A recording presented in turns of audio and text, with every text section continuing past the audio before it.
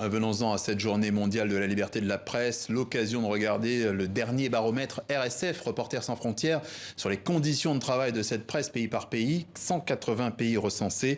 Et ce n'est pas très glorieux pour certaines grandes démocraties. Les États-Unis sont classés 44e, la France 34e. Et tout en haut, sur le podium, il y a les bons élèves concernant cette liberté des médias, comme la Norvège, la Finlande et la Suède. Bonjour Olivier Piot. Bonjour. Vous êtes grand reporter, créateur de médias et démocratie. Vous opérez en Afrique, et notamment en Tunisie, 73e à ce classement RSF. D'abord, quel a été le déclic? Qu'est-ce qui vous a poussé à la création de cette plateforme en 2015? Alors précisément un enjeu de liberté de la presse, puisque j'étais envoyé spécial en Tunisie pendant la révolution de janvier 2011. Et là, j'ai croisé beaucoup de confrères tunisiens et on a élaboré l'idée que la période d'après Ben Ali allait exiger que les journalistes tunisiens puissent confronter leurs expériences, leurs besoins avec d'autres journalistes. Et donc la création de la plateforme, qui est une plateforme franco-africaine d'échange, est née à Tunis, dans le chaudron de la Révolution, et pour répondre aux enjeux de nouveaux médias à inventer dans un pays enfin libre. Et concrètement, quelles sont les actions de cette plateforme? Comment vous armez les journalistes, les futurs journalistes de ces médias? Alors, c'est une plateforme qui est dirigée par un comité de pilotage de journalistes africains et français qui ont tous entre 20 et 30 ans d'expérience. Et l'idée, c'est de faire de la formation, mais à partir de l'échange. C'est pour ça qu'on l'appelle une plateforme d'échange. Donc, en gros, une fois par an, et maintenant 2 fois à partir de l'année prochaine, on se retrouve une semaine en Afrique à 20, 30 journalistes, la plupart africains, issus de, pour l'instant, une dizaine de pays d'Afrique. On échange sur des points théoriques des enjeux des médias aujourd'hui sur le continent. Et après, ils viennent en France, à Bordeaux, en immersion dans les rédactions du groupe Sud-Ouest, donc en l'occurrence Angoulême, Pau et le quotidien Sud-Ouest.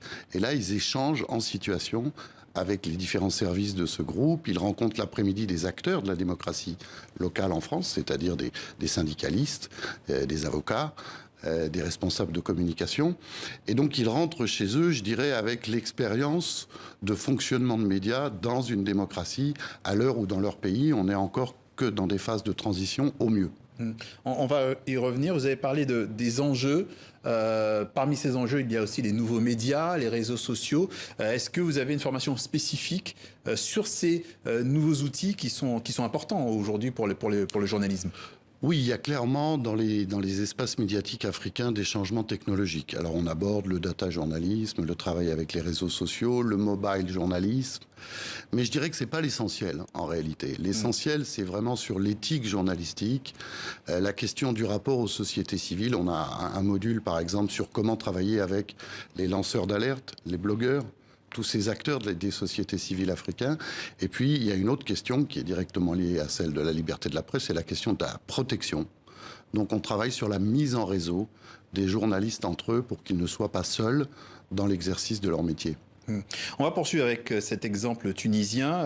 Vous venez de faire paraître ce livre, La Révolution inachevée, chez l'Harmattan, en France en tout cas. Quel rôle a tenu, selon vous, la presse dans cette révolution et quel rôle tient-elle encore aujourd'hui?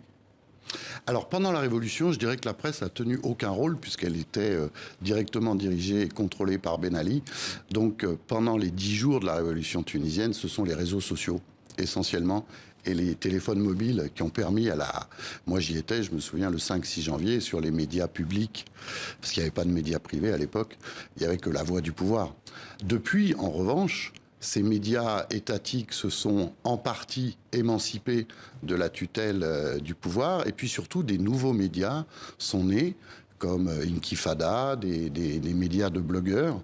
Et donc je dirais qu'ils accompagnent l'apprentissage de la démocratie par la société tunisienne en laissant filtrer plus d'informations, en permettant l'échange, le débat, la critique. Donc c'est pas un modèle totalement abouti de médias libres, mais par rapport à ce que c'était il y a 10 ans, le changement est colossal. On va quitter un peu la Tunisie et regarder un peu plus largement. Nous sommes dans une période de Covid-19 depuis près d'1 an et demi maintenant. Est-ce qu'on a des éléments qui nous permettent de mesurer l'impact de cette pandémie sur nos métiers de journalistes et précisément ce que vivent aujourd'hui, par exemple, les grands reporters qui étaient habitués à parcourir le monde pour nous informer? Oui, alors le dernier classement des RSF le souligne, et je crois que c'est le fait le plus notable.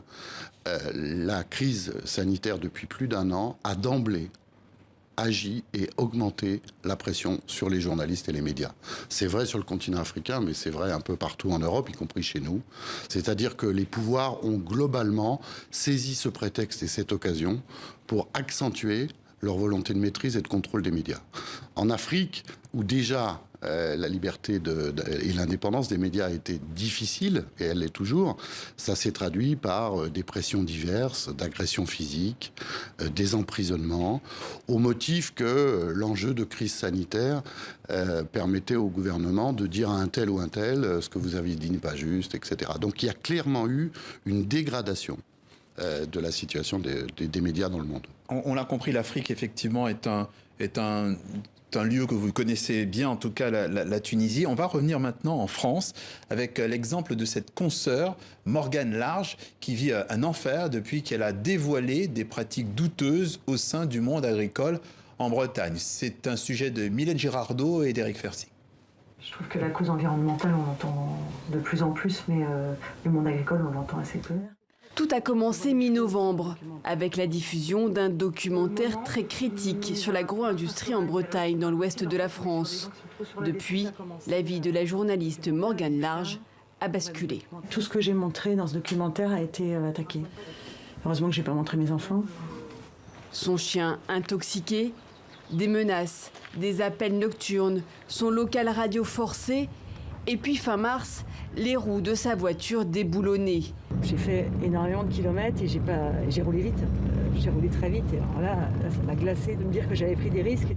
Voilà 20 ans que cette journaliste d'une radio locale travaille sur les dessous du modèle agricole breton et notamment sur les collusions entre hommes politiques et agro-industriels. Bonjour et bienvenue à l'écoute de la petite lanterne. Mais jamais elle n'aurait imaginé devenir une cible, pas en France, même si partout dans le monde, des journalistes spécialisés dans l'environnement enquêtent au péril de leur vie. Si je gêne, ça veut dire que je suis en train de toucher des sujets sensibles. Et si on n'a pas envie que je creuse, ça veut dire qu'il faut au contraire que je creuse. Pour cet élu local, ancien patron de Triscalia, une méga coopérative condamnée pour avoir exposé ses salariés aux pesticides, Morgane Large est surtout une militante écolo qui tape sur un modèle agricole solide. Je pense qu'il y a quelque chose qui ne tourne pas rond chez elle, c'est pas possible, parce que pour attaquer les gens comme elle le fait, parce que je ne suis pas le seul à être attaqué, hein. Elle attaque les politiques, elle attaque tout le monde, donc je ne sais pas, qu'est-ce qui la dérange. Un rassemblement de soutien à la journaliste a été organisé. Morgane Large est devenue malgré elle une figure de la presse contente de bâillonner. Si ces journalistes parlent des problèmes, il ne faut pas s'attaquer à eux parce qu'ils sont les messagers. Les journalistes ne peuvent pas devenir la bouc émissaire des problèmes de l'agriculture française. Morgane a porté plainte. Pas question pour elle de se laisser intimider. Alors, ça se passe en France, Olivier Piot. Une réaction à ce reportage? La France n'échappe pas. Regardez son classement. 34e. On a eu le fameux article 24, la fameuse publication à un moment donné sur le site par le gouvernement. Donc, on n'échappe pas, malheureusement, à cette dégradation. Et il faut beaucoup de courage et de pugnacité aux journalistes pour maintenir haut l'étendard de l'indépendance et de la liberté d'expression. Et vous me parliez d'un prix? Oui, Médias et démocratie s'associent pour la première fois à un des plus gros réseaux de journalistes d'investigation d'Afrique de l'Ouest qui s'appelle la cellule Norbert Zongo, du nom du journaliste burkinabé qui a été assassiné, Senozo. Et donc on lance le premier prix africain de journalisme d'investigation, le PAGI, à Ouagadougou à la fin de l'année. Et ça fait partie, ce prix, des outils qu'on veut que les journalistes d'investigation aient à leur disposition pour se faire connaître et être protégés dans leur travail. Très bien, on suivra ça avec attention. Olivier Piot, grand reporter, créateur de Médias et démocratie, auteur de ce livre, La Révolution inachevée, paru en France chez L'Harmattan. Merci d'être passé par le journal de TV5 Monde.